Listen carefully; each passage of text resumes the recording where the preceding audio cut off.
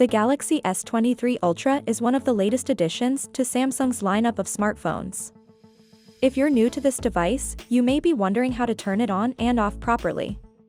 In this video, we'll guide you through the different methods you can use to power on and shut down your Galaxy S23 Ultra.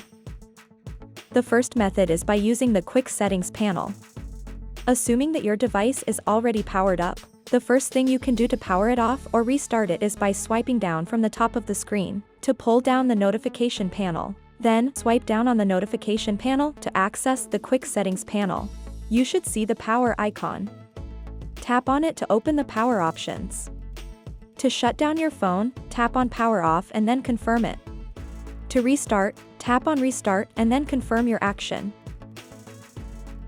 The second method is by using the physical buttons. Another way to turn on or off your device is by using the physical buttons on your device. To do this, press and hold the volume down button and the power key simultaneously for a couple of seconds. Doing so will also show the power options on the screen, and you'll have the option to either shut down or restart your device. The third method is the forced restart. If you simply want to restart your phone, then you can use the forced restart method.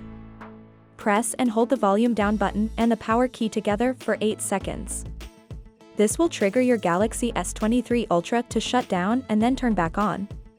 You only have to release the buttons once the Samsung logo appears on the screen and then allow your phone to continue the boot process.